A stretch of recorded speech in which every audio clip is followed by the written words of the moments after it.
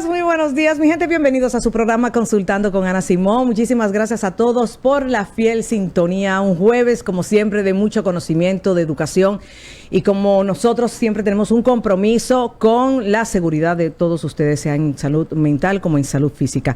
Nuestro jueves de cirugía plástica está con nosotros nuestro querido doctor Franklin Peña. Y vamos a hablar sobre un tema muy importante. Siempre que hablamos de cirugía plástica, hay que hablar sobre la seguridad en la misma. Hola, mi doctor querido, ¿cómo está usted? Muy buenos días, encantado de estar aquí con usted y con Nicole.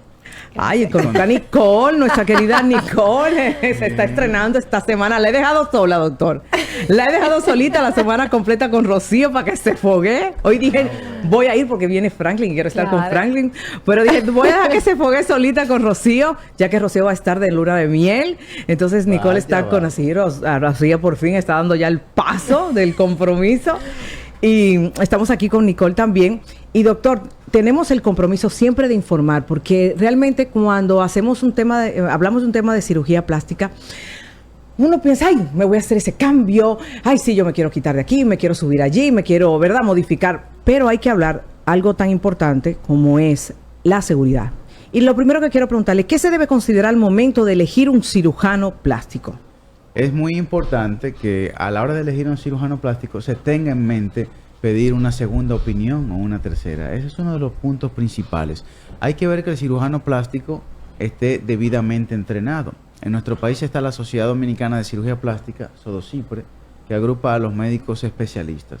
Y es muy importante incluso que los pacientes, cuando tienen alguna duda, llamen a la sociedad y pregunten por un médico al que quieren visitar. Claro. Se llama sodocipre.net o en Google se pone Sociedad Dominicana de Cirujanos Plásticos o de Cirugía Plástica y ahí sale la información para hacer contacto con la Sociedad de Cirugía Plástica. Y están todos registrados. Perfecto. Bueno, deben de estar los cirujanos plásticos, ¿verdad, doctor? Exacto. Porque hay que decirlo, en República Dominicana, y es algo que, ejemplo, doctor, yo lo he visto con las amigas, porque las amigas, a veces uno comenta, entre los tragos, uno desayunándose en un brunch, te dicen, ay, que me voy a hacer la bichectomía. Ejemplo, eso lo he escuchado en algunas amigas, y me dicen, el cirujano maxilofacial me la va a hacer. Y, ejemplo, en mi caso, que tengo ya el conocimiento, le digo, no, espérate, eso no debe de hacer un cirujano maxilofacial. Es decir, tú acabas de decirlo, un cirujano maxilofacial puede trabajar el tema de la boca, pero no creo que tenga esa preparación. Y, ejemplo, yo le digo, vete a esa página, para que no crean que yo tengo una preferencia por Franklin, digo yo, vete a la página de los cirujanos plásticos, dígala de nuevo, sodocipre.net, porque ahí están todos ustedes. Es decir, yo pienso que ustedes tienen un buen gremio, ustedes están bien agrupados, ustedes son bien filtrados, y tengo entendido que ustedes toman hasta varios años para poder entrar a la misma. Es correcto, a veces hay un cirujano plástico nuevo y necesita un tiempo de al menos 2 años en lo que se considera miembro pasivo. Entonces, eres miembro de la sociedad porque cumples con los requisitos de formación universitaria, de hacer la especialidad. Ok, ya eres miembro de SODOCIPRE, pero eres miembro pasivo hasta que pasan 2 años y en esos 2 años se evalúa la práctica, cómo te desenvuelves, cómo tratas a los pacientes y sigues los protocolos. Y eso es muy importante de saber también.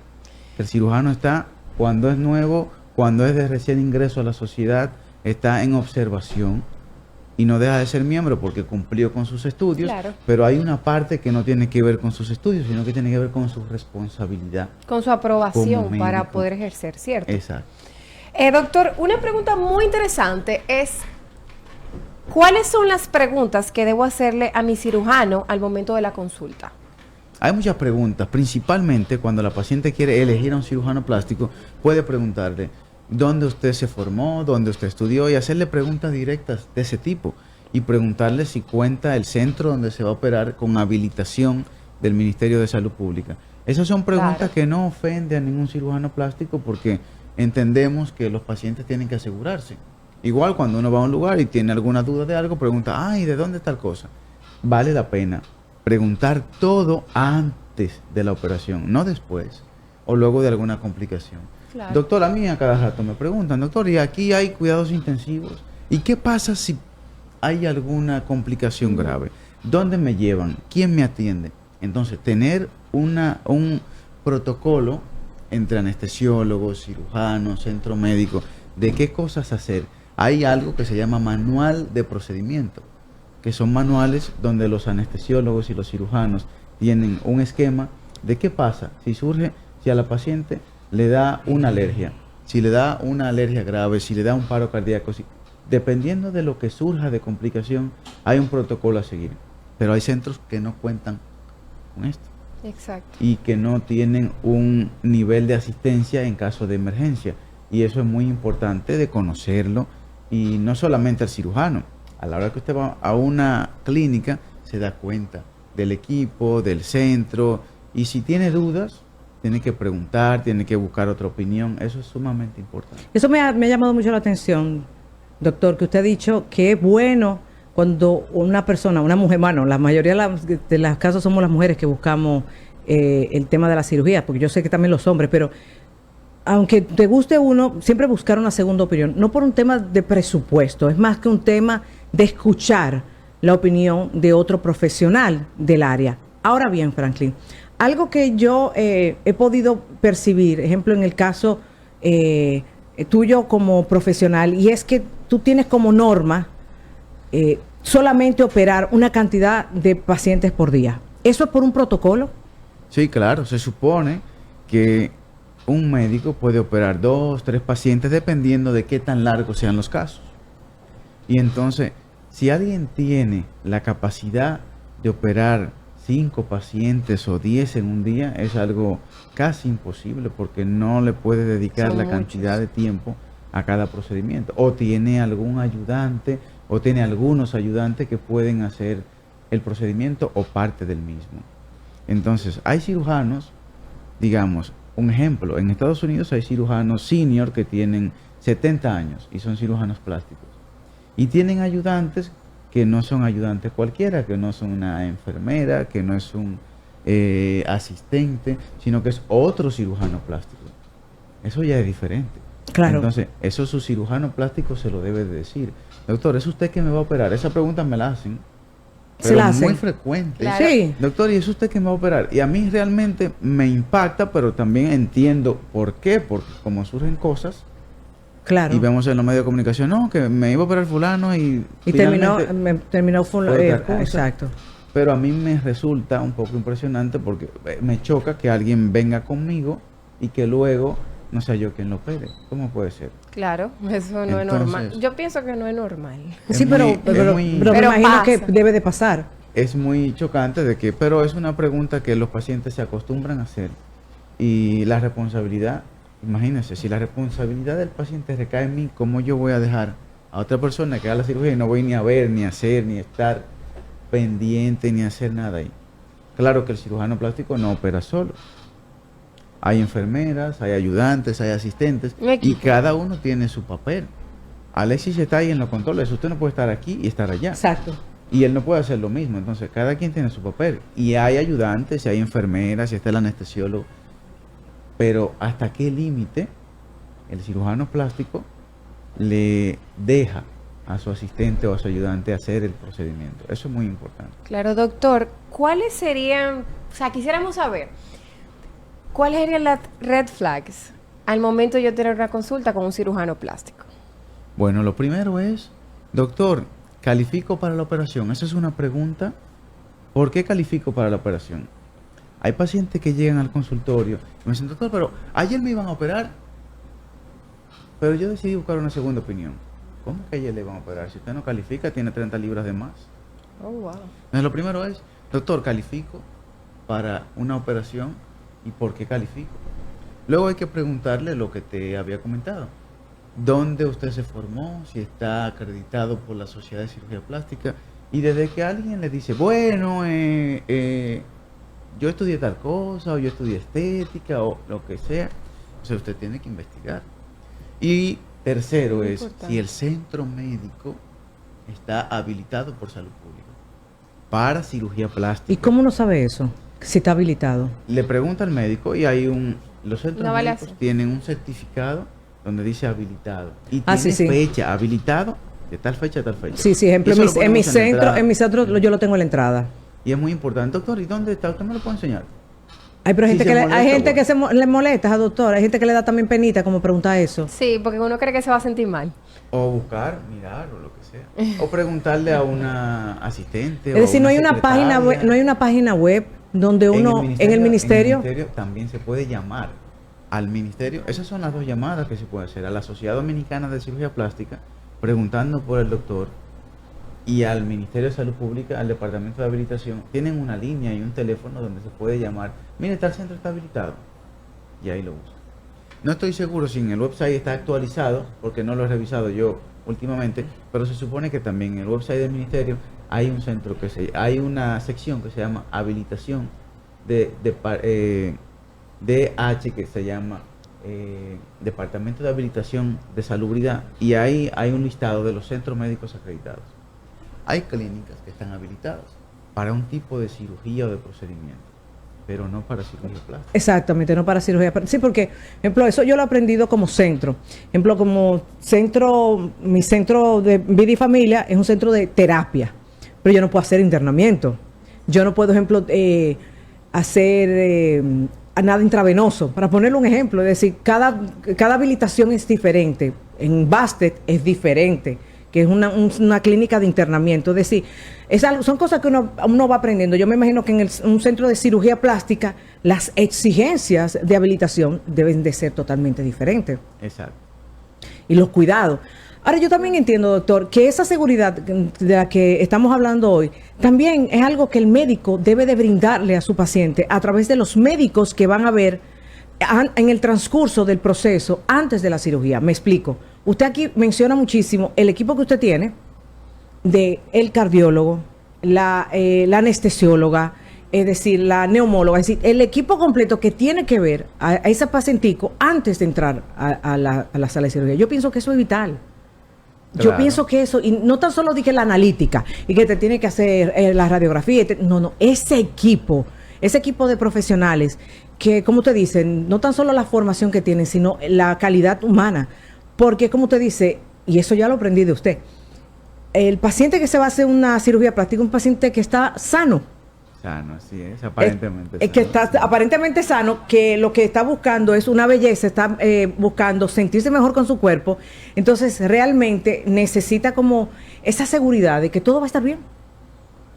Es así, el equipo es fundamental. Fundamental. Y ver a los médicos previo a la operación. Antiguamente los pacientes se evaluaban el día de la cirugía.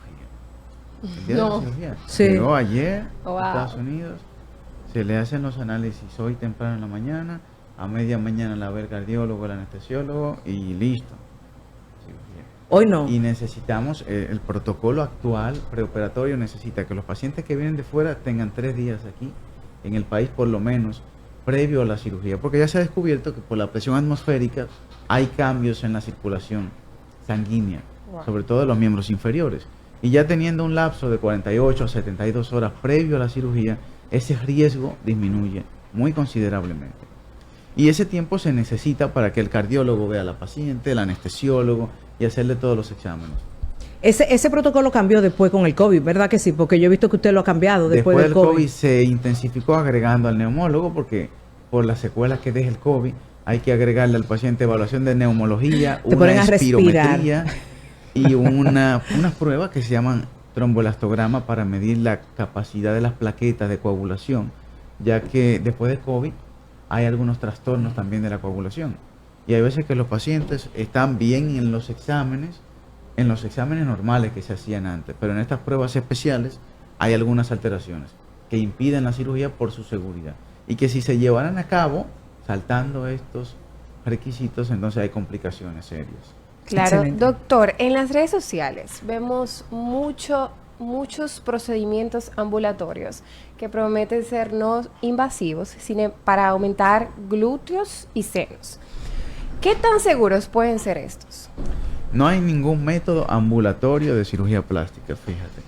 Ningún método. Una cirugía de párpados puede ser un procedimiento ambulatorio porque es una cirugía muy corta, con anestesia local, pero hay que hacer análisis como quiera. Aunque sea ambulatorio, necesita Claro. el mismo protocolo prequirúrgico. Y más para aumento de senos y glúteos. Exacto. No, a la hora de los senos en los senos lo que se hace es cirugía. Y por lo regular ya no es ambulatorio. Si le ponemos implantes a una paciente, lo recomendable es que se quede de un día para otro. Si le hacemos una reducción de mamas, lo recomendable es que se quede de un día para otro. Hay pacientes que tienen alguna cirugía corta, dice ir una bichectomía, se le puede hacer en la mañana y en la tarde podría irse. Pero necesita igual el mismo protocolo de cardiología, de anestesiólogo, previo a la cirugía. Porque se va a someter a una sedación, a tratamiento anestésico endovenoso, y eso puede traer consecuencias si no se estudia el paciente adecuadamente. De modo que te voy a hacer una salvedad. Cuando te dicen tratamiento ambulatorio, hay que ver tratamiento o este término, cirugía sin bisturí. No es cirugía sin bisturí. Exacto. El término cirugía ya lo dice. Sí, no es cirugía sin bisturí. Y entonces te ponen un ejemplo común, hilos en la cara. No usa bisturí, pero estás atravesando una aguja dentro de la cara. Sí, ahora dicen que hay unos hilos que... Y entonces, esos son tratamientos ambulatorios, sin análisis de ningún tipo, que dejan secuelas. Cuando luego a esa paciente le ponen hilos y a los 2 años viene para que ya el resultado es muy pobre, a los meses ya no se nota. Ah, no, pero vale la pena. Cuando hacemos la cirugía tenemos ahí toda esa fibrosis, todo ese hilo, una maraña de cosas que le ponen en la cara. Entonces hay que tener mucho cuidado con ese tipo de tratamiento. Es decir que no pones a inventar, porque yo me imagino que esos procedimientos no son realizados por cirujanos plásticos. No, claro. Ningún cirujano plástico utiliza ese tipo de tratamiento de hilos, de introducir hilos o de rinorremodelación, de meter productos, polímeros, ácidos o cualquier tipo de sustancia que a veces los pacientes ni saben en la nariz o en los labios. Ok, excelente. Vamos a una breve pausa, Alexis. Vamos a una breve pausa y cuando retornemos seguimos conversando con nuestro querido cirujano plástico, el doctor Franklin Peña. El doctor Franklin Peña. En este momento usted puede llamarnos a cabina y puede hacer su pregunta al especialista. Estamos en vivo en YouTube en este momento, estamos en vivo en el Instagram, Facebook, en todas las vías. También usted puede hacer su pregunta por el... Rocío, ¿trajiste el WhatsApp? ¿Dónde está? Oigan, no, está en el carro de ella. Pero no puede ser. ¿Esa boda te tiene turuleca? Ay, ella la llama y dice, ay, sí, yo dije que le den un chance. Franklin, ella dice que le den un chance. Qué barbaridad. Nicole tiene las vías para usted comunicarse con nosotros y ya tenemos preguntas del Telo. También estamos en vivo por el Facebook y también por el Instagram, donde usted puede ver y conversar con nuestro cirujano plástico. La seguridad en la cirugía, muy importante, determinante al momento de realizarnos estos procedimientos. Vamos a recibir una llamadita. Hola. Hola. Ay, no. Hola. Te escucho. Buenos días. Buen día. Bájame el radio, por favor. Ok. Dígame. Una pregunta para el doctor. Claro. Doctor, después que yo vaya a consulta a hacer, usted me evalúa y me dice que mi cirugía me sale en X cantidad, los análisis que usted me manda a hacer también, ¿lo tengo que costear yo? ¿Se me sale aparte? Sí, claro. Te puedo explicar. A la hora del presupuesto, el presupuesto se divide en varias partes. Hay una parte que es clínica, anestesiólogos, ayudantes, enfermeras. Y hay otra parte que va extra, que son los medicamentos que toma el paciente para la casa, los análisis y cualquier tipo de masaje posterior a la cirugía que necesita. Hay veces que se organiza un paquete que el paciente quiere, no, mire, a mí no me interesa ni ir a la farmacia, ni nada, ni hacer nada, ni los análisis.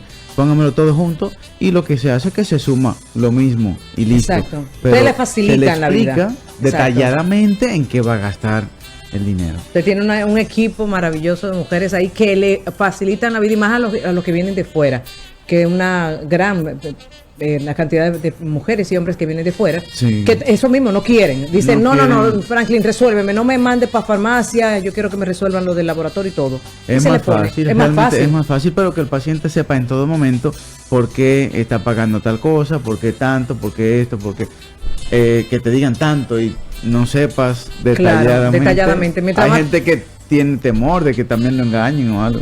Con todo su derecho. Vamos a tomar otra. Mira, se cayó la llamadita. ¿Tienes pregunta, Nicole? Sí, Ahí entró. Espérate, no te escucho. A ver, dale a ver ahí. Y ahora, Ahora sí. entre los procedimientos que vemos actualmente faciales, que son muy famosos, está la rinomodelación, si no me equivoco. ¿Qué tan segura es qué tan segura es este procedimiento que consiste en una inyección para perfilar la nariz? En la nariz hay dos tipos de procedimientos que se hacen, una cirugía estética o una cirugía reconstructiva.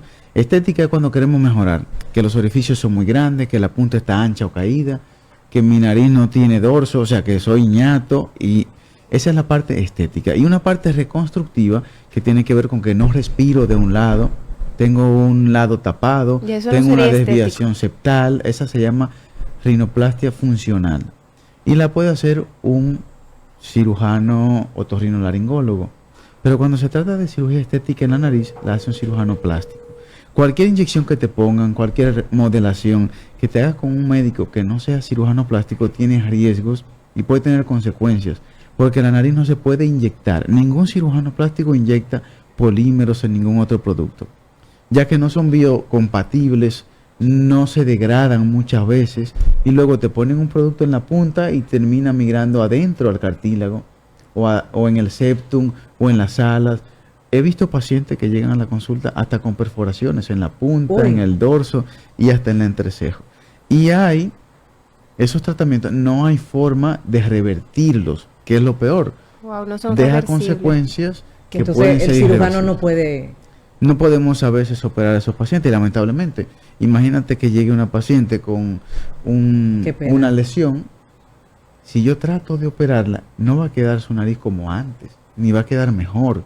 Simplemente voy a lograr quitar la secuela que hay y eso deja cicatrices. Y la paciente va a entender que esa cicatriz ella la hizo Exacto. quien Exacto. la ayudó. Entonces los cirujanos plásticos evitan Ese ese lío. tipo de paciente cuando eso. Entonces es muy penoso porque uno sí quisiera ayudar al paciente, pero ya el paciente va a identificar que quien le hizo el último procedimiento fue el que produjo los resultados que tiene. Claro. Tengo más preguntas. Una bien interesante. Dice, las personas que tienen varices pélvicas, ¿tienen algún riesgo para hacerse lipo? Sí, alto. El riesgo de una cirugía después de que ya se operó la paciente, ¿verdad? Se salió bien. Se llama tromboembolia. Ese es el riesgo más grande antes de la muerte. Se llama tromboembolia. Y es cuando se acumulan trombos o coágulos en las venas de las piernas o en las venas ilíacas o en la vena púbica, como dijo pélvica, ¿no? Ujú. Entonces, cuando una paciente tenemos sospecha o tiene arañas vasculares o tiene antecedentes de insuficiencia vascular, se le hace un estudio que se llama Doppler. Y ya los pacientes lo saben y les Doppler decimos. arterial. Doppler arterial y venoso, porque hay de los dos. Y ahí nos damos cuenta de su función venosa, de su función arterial. Y si la paciente sale con insuficiencia, puede que no sea candidata a cirugía. Otra pregunta a través del live, bien interesante. Yo tengo un 40.5% de falsemia. ¿Yo puedo operarme? Es posible que no, porque los pacientes que tienen anemia falciforme es que los glóbulos rojos de la sangre no tienen una vida normal, sino que se mueren o dejan de funcionar antes de tiempo. Necesita que un hematólogo vea sus resultados de electroforesis, que es donde se da cuenta del porcentaje, y también otros estudios como hemoglobina, diferentes tipos de analítica para determinar si se puede o no. Yo a simple vista, cuando veo a la paciente me dice soy falsémica, no le puedo decir no, ni le puedo decir que sí, sino que tiene que ir con el hematólogo, el doctor Sosa, bueno, usted lo conoce. Es maravilloso. El doctor Sócrates Sosa la evalúa, le hace sus pruebas y ahí determina si se puede o no, lo que más le convenga por la seguridad de la paciente. Vamos a tomar otra llamada. Hola. Hola. Buenas. Sí, bueno. Te escucho. Ana, gracias. Una pregunta para el doctor. Claro. Adelante. Hace un año que me realicé, sí, gracias. Hace un año que yo me realicé una abdominoplastia y en el área del ombligo me ha quedado como en forma de una dona. Quiero que le pregunte, ¿fue que no me realizaron la aplicatura de abdominal? La verdad necesitaría ver una foto o verte personal. Hay que mirar el peso que tenía previo a la cirugía, el peso que tienes ahora.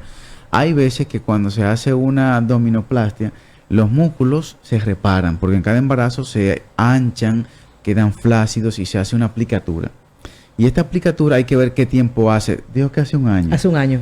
Y hay que ver qué tanto peso tenía, porque hay pacientes, o si eres asmática, hay pacientes que no se les puede apretar los músculos tanto, porque si son asmáticos o si tienen mucha grasa alrededor del intestino, que se llama epiplón, si uno la aprieta además luego no pueden respirar adecuadamente. Y tiene un límite. Hay pacientes que si tenían mucho peso, antes de la cirugía de una abdominoplastia, no se le puede sacar toda la grasa en un solo procedimiento. Y podría necesitar una lipo o una corrección posterior a esa abdominoplastia. Muchos pacientes creen, y eso se lo digo a todos los pacientes, de que con una cirugía se consigue todo. Tengo un abdomen globoso, tengo flacidez, tengo chichos, tengo, ¿verdad?, una barriguita. Y con una sola cirugía, la intención es que se resuelva, pero hay veces que no. O que necesitas después de la cirugía bajar de peso, hacer ejercicio o una lipoescultura adicional. Ojalá que con un solo procedimiento se corrigiera todo y que no necesitara nada más. Y esa es la intención del cirujano, que la paciente se someta, o digo, debe ser la intención, que la paciente se someta al mínimo de cirugías posible. Claro. Y que en un solo podamos hacer todo. Pero ocasionalmente necesita. Viendo a esta paciente podríamos saber si necesita otra cirugía o qué pasó. Doctor, acerca de lo que usted mencionó al principio, Sodocipre, ¿cierto? El nombre, si no soy ignorante.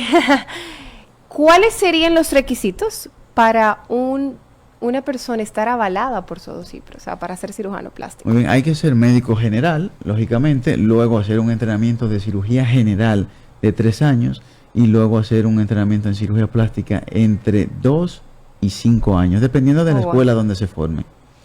En México, actualmente, exigen 3 años de cirugía general y 3 años de cirugía plástica. En Estados Unidos, en vez de ser así, exigen 5 de cirugía general y 1 o 2 de plástica, dependiendo de la escuela. En Europa también son 3 y 4 o 4 y 4, depende mucho de la escuela. Depende del país. Pero también hay que tener el aval. Hay países donde si un cirujano va y se entrena, cuando viene a nuestro país no es aceptado en la sociedad. ¿Sí? Entonces, hay países, por ejemplo, en Colombia, en Cuba, que las escuelas son muy buenas, pero tienen un programa distinto al nuestro. En vez de que aquí la exigencia es que el médico tenga 2 años de cirugía general o 3 y 3 mínimos de cirugía plástica. O sea, se pasa entre 5 y 6 años en una escuela. En Colombia hay un programa de cirugía plástica que dura 4 años. De manera que es insuficiente. Cuando viene aquí a la mesita a presentar sus papeles, le faltan años de entrenamiento. En Cuba, por igual. Y así hay algunas escuelas, pero hay, además de la Sociedad Dominicana de Cirugía Plástica, hay algo que se llama Federación Ibero-Latinoamericana de Cirugía Plástica. Entonces ahí le dan apoyo. Y ahí, esa es la que acredita a las escuelas de cirugía plástica. Y es muy fácil, se pone FILAP, se llama Federación Ibero-Latinoamericana de Cirugía Plástica, y ahí sale el listado de escuelas, el listado de instituciones que están acreditadas. Y los médicos también, porque yo pertenezco a la Federación Ibero-Latinoamericana de Cirugía Plástica. Excelente. Y encima de esa hay otra, que es la Sociedad Americana de Cirujanos Plásticos, que también acredita a Sodocipre y a los cirujanos plásticos que cumplen con el requisito y que ya tienen tiempo ejerciendo cirugía plástica. Excelente, excelente. Vamos a seguir respondiendo las preguntas de las personas que están conectadas, y recuerden que también pueden hacer su pregunta por el teléfono 809-685-11. Tú me volteas, Nicole, que tengo una... Sí, tengo una mecolancia. Nicola, aquellos números, sí, eso. Gracias. 809-683-8790. Estaba diciendo lo del centro. 809-683-8791. Estamos en vivo por el Instagram Live. Dice, déjenme ver, por aquí tengo varios. A ver, preguntas. Ya la de la falsevia las respondí. Aquí tenemos preguntas. Tú tienes una, perfecto. Sí. Tengo 28 años, peso 49 kilogramos y mido 1.60. Hace unos 5 días me realicé un aumento de busto con prótesis. Tengo esquiliosis deslumbar y ahora me encuentro con bastante dolor en la espalda, cuello y pecho. Me cuesta respirar y a veces me dan escalofríos. Estoy empezando a tener tos alérgica. Es muy importante que contacte a su cirujano.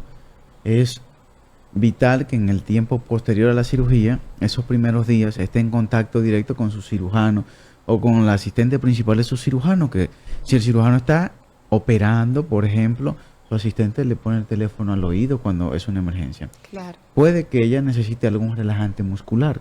Escoliosis es que tiene una desviación, no sabemos si es leve o si es grave de la columna, y cuando se somete a un procedimiento de mamas, esa inflamación que se produce en el pecho, más el peso, no sabemos qué tamaño de mamas tiene ahora, más el peso en la columna, como está inflamado, puede que pese un poco más de lo normal.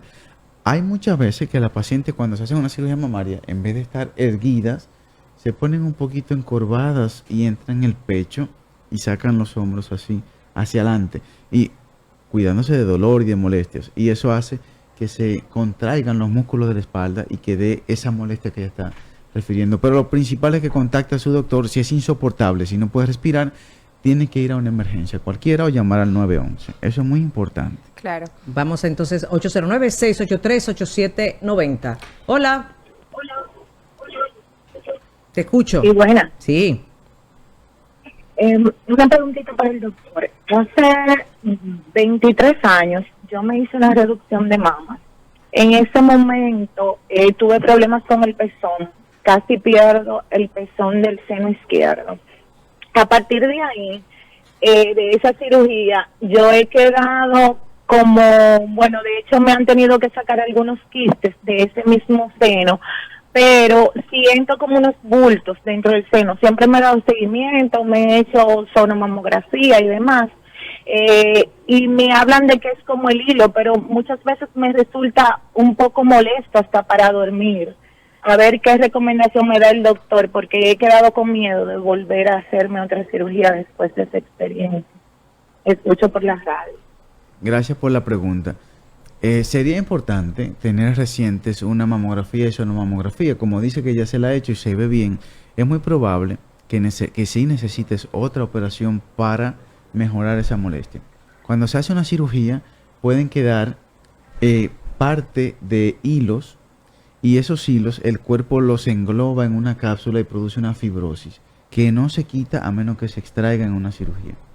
De manera que viendo la personal y viendo los exámenes, yo podría decirle si vale la pena que se opere o no, o si necesita algún tratamiento para molestia o para dolor en esa parte de los senos.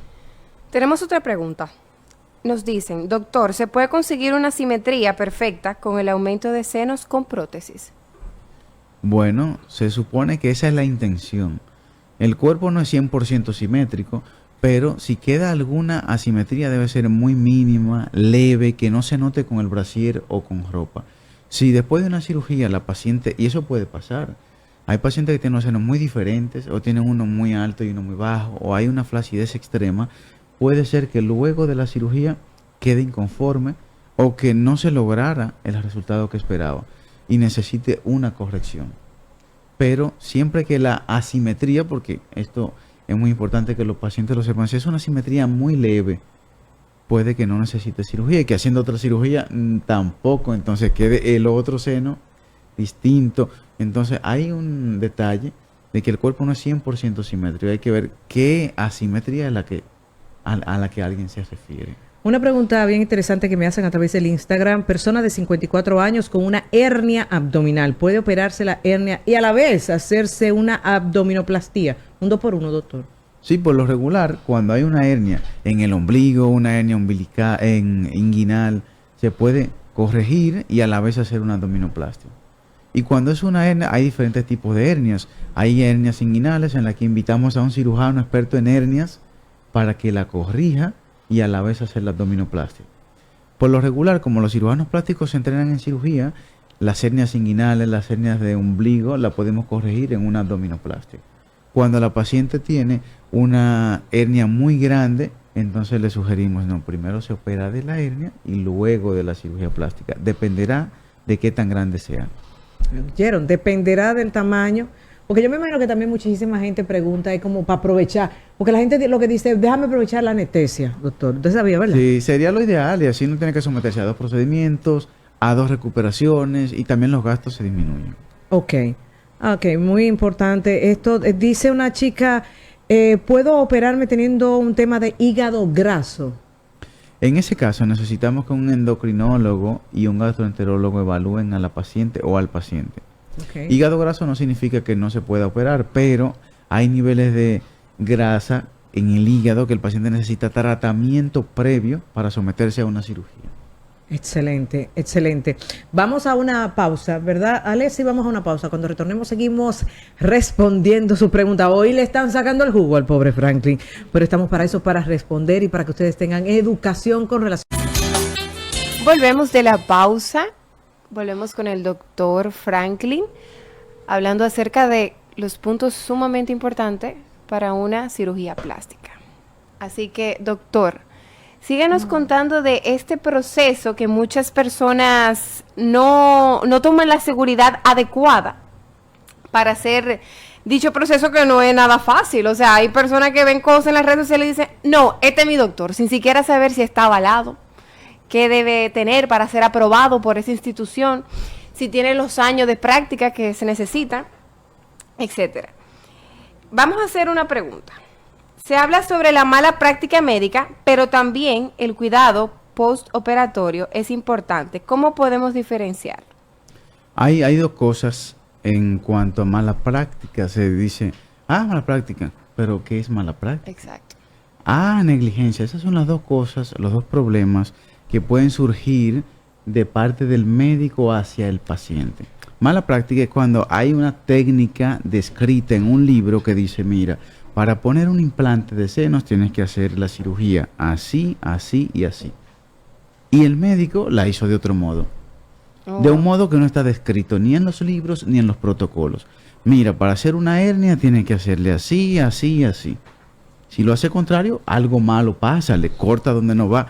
Y entonces si no lo hace como está en los libros o como manda el protocolo, estás haciendo algo mal, mala práctica. Y hay otro que se llama negligencia. Operé a la paciente y la paciente tiene un dolor inmenso. Llama y llama al médico y nunca da con él.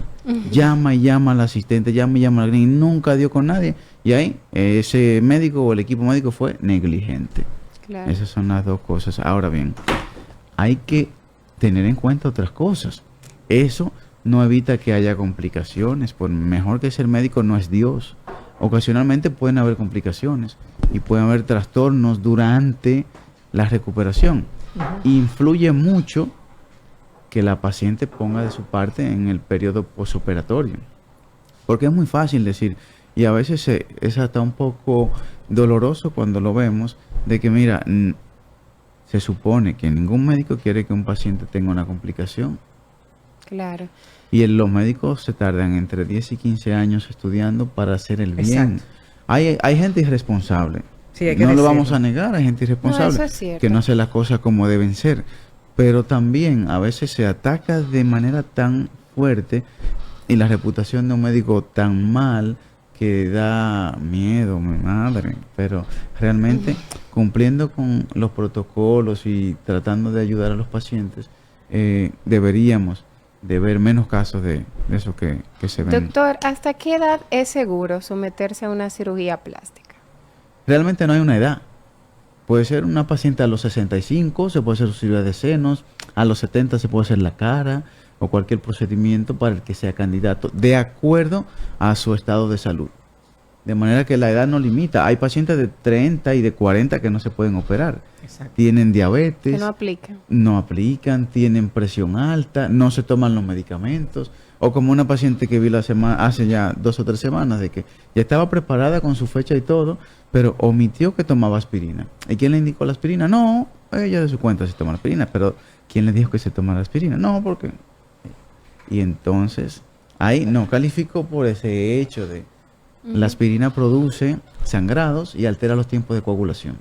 Y tomársela de su cuenta sin que un cardiólogo se la indique o un médico internista, no está bien. Ninguna medicina Exacto, se debe de tomar. ¿sí? Sin la por su indicación de un cuenta, médico. sin que un médico se la indique y con un propósito. Y todos los medicamentos, sin excepción, tienen también efectos secundarios. Hay que valorar qué te hace mejor, tomarlo o no tomarlo. Excelente. Nos preguntan por WhatsApp. Doctor, ¿la cicatriz perfecta podría depender de la técnica que utilice el doctor? Sí, pero no solamente de eso. Depende del hilo que se use, de la técnica y de la cicatrización de la paciente. Y un cuarto sería, bueno, del reposo. Se puede usar el mejor hilo del mundo, la paciente puede cicatrizar muy bien, se le hizo la técnica súper adecuada, pero si se fue para la playa a la semana o si se puso a hacer ejercicios antes de tiempo. O también, no doctor, nada. como yo he visto casos de pacientes que, ejemplo, llegan a mí por un tema de sentirse mal con su cuerpo, te confiesan que lamentablemente, a pesar de que el médico le dijo que no se pusiera nada, se comienzan a poner cremas para aclarar. Sí, antes del tiempo. Entonces, wow, si el médico te dijo que no te pusiera nada, que eso va a ir aclarando poco a poco, por desesperadas, entonces se ponen y se queman. Hay veces que es que las cicatrices llevan un tiempo. Un proceso como toda la vida. Y entonces, ojalá que al mes, hay pacientes que al mes, mire, ni se nota. Pero hay otros pacientes que no, que se tardan 3 meses, 4 meses, y ahí hay que darle su tiempo. Y dependiendo de lo que necesite. Hay mujeres que necesitan cremas, otras necesitan unos parches de silicón, hay quien necesita una inyección de un esteroide, depende si hace queloide. De manera que hay que darle el tiempo y asesorarse con su cirujano plástico, preguntarle antes de que, ay, me unté sábila, doctor. Exacto. Porque creo que eso me... Exacto, no deben de... yo siempre he dicho, usted debe de llevarse lo que dice su cirujano. Es que ni siquiera ir donde el dermatólogo. Yo se lo he dicho, ni siquiera donde tu dermatólogo, es lo que te dice tu cirujano. Ahora, tu cirujano te dice, mire, yo quiero que te vea tu dermatólogo porque tú tienes una piel muy atípica, tú hiciste una reacción y que, claro que sí, déjame escuchar la opinión, pero llévate de lo que te dice tu cirujano, que es el que está todos los días rajando y haciendo la cirugía, porque es que realmente, y le digo, doctor, porque es que yo lo veo con una cantidad impresionante de mujeres que, ejemplo, apáticas en el tema sexual, y cuando estamos solos en el consultorio te dicen, bueno, lo que pasa es que yo me desconcentro porque a mí me queda una carretilla, entonces yo no me siento, eso me desconcentra, y espérate, ¿qué fue lo que pasó? Ah, bueno, no, el cirujano no tuvo la culpa, ellas lo asumen, es que yo me puse a inventar, con fuñía sábila, o me puse una crema aclaradora, y ¿por qué lo hiciste? Ah, no, porque yo estaba desesperada. Entonces realmente es toda la vida, yo siempre he dicho, es un proceso y no nos podemos desesperar. Hay que dejar que las cosas realmente tomen su curso. Vamos a tomar una llamadita. Hola. Hola. Hola, ¿cómo estás? Tu pregunta. Sí, bien, gracias a Dios. Una pregunta al doctor. Claro. Después de una cesárea y una salpingo, ¿qué tiempo debo esperar para hacerme una abdomino? Muchas gracias. Buena pregunta. 3 meses. Después de 3 meses, ya la inflamación que ha habido de esa cirugía de la cesárea o la salpingo o una histerectomía ya se puede operar. Excelente. Excelente. Hemos llegado al momento final del primer tema de hoy. Muchísimas gracias. Pueden contactar al doctor Franklin a través de el 809-535-6060. Nos vemos en un momentito.